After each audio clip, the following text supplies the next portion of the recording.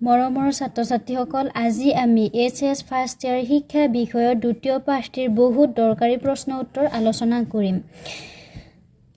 মানৱ বিকাশৰ স্তৰ ঠিক আছে। মানৱ জীৱন বিকাশৰ স্তৰ কেইটা বা এই কুৱেশ্যনটো বিভিন্ন ধৰণে আহে। মানৱ জীৱনৰ বিকাশৰ স্তৰসমূহ উল্লেখ কৰা। তাৰপিছত মানৱ জীৱন বিকাশৰ স্তৰ হৈছে প্ৰধানকৈ 4টা। শৈশৱকাল জন্মৰ পৰা 5 বছৰ বয়সলৈকে।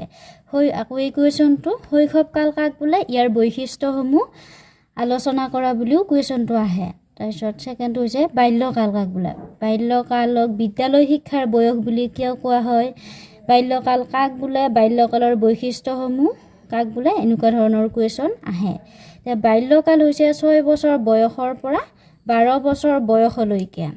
নম্বৰ হৈছে কৈশোৰকাল কাক বোলে, কৈশোৰকাল কাক বোলে বুলিও কুৱেশ্যন আহিব পাৰে। কৈশোৰকালৰ বৈশিষ্ট্যসমূহ কি কি?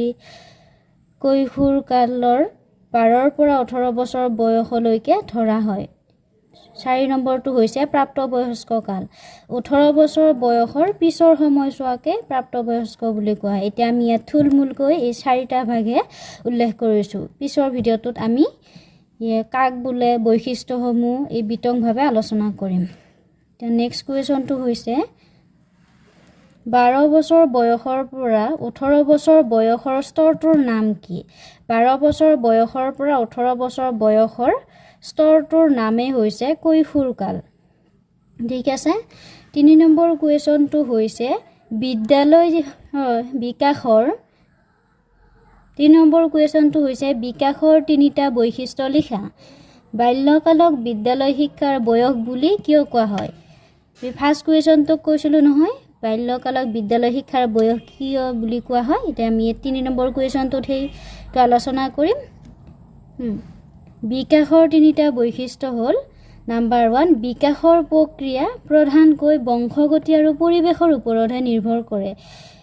পৰিৱেশ বোলে শিশুৱে ভালকৈ আয়ত্ব কৰিব লাগে। এই 2 প্ৰভাৱৰ ফলত শিশুৰ বিকাশ সাধন হৈ উঠে। 2 নম্বৰটো হৈছে বিকাশ নিৰৱচ্ছিন্ন, এক দীৰ্ঘম্যাদী প্ৰক্ৰিয়া, সেয়েহে ইয়াৰ স্তৰ স্পষ্ট ব্যৱধান নিৰ্ণয় কৰিব নোৱাৰি। নম্বৰটো হৈছে বিকাশৰ গতি সকলো সময়তে স্বাভাৱিক আৰু সমৰূপত নাথাকে। সময় বিশেষে এই গতি দ্ৰুততৰ আৰু মন্থৰ হোৱা দেখিবলৈ পোৱা যায়। বাল্যকালক ব্যক্তি বিকাশৰ এক দ্বিতীয় স্তৰ বুলি অভিহিত কৰা হয়। সাধাৰণতে 6 পৰা 12 বছৰ বয়সৰ সময়ছোৱাক বাল্যকাল বুলি কোৱা হয়। শিশুৱে এই সময়ত পঢ়িবলৈ আৰু লিখিব পৰা হয়। এই সময়ছোৱাত শিশুৱে লিখা পঢ়া আৰু গণনা কৰিবলৈ সক্ষম হৈ উঠে।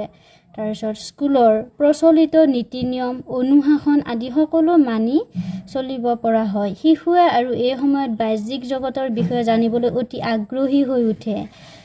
ক'ত কি আছে, কেনেকুৱা ধৰণৰ সকলোবিলাক জানিবলৈ খুব আগ্ৰহী হৈ উঠে। এই সময়ছোৱাত শিশুসকল বিদ্যালয়লৈ যাবলৈ মানসিকভাৱেও সক্ষম হৈ উঠে। সেয়েহে বাল্যকালক বিদ্যালয় শিক্ষাৰ বয়স বুলি অভিহিত কৰা হয়। কুৱেশ্যন 4টো হৈছে শিশুৱে কিয় সঘনে প্ৰশ্ন সোধে? শৈশৱকালত শিশুৱে চাৰিওফালৰ পৰিৱেশ ভালদৰে চাবলৈ আৰু জানিবলৈ খুব আগ্ৰহী হৈ উঠে। ইয়াৰ ফলত শিশুৰ এক অস্থিৰ আৰু চঞ্চল মনৰ ভিতৰত বহুতো যুক্তি আৰু অযুক্তিৰ প্ৰশ্ন আহে।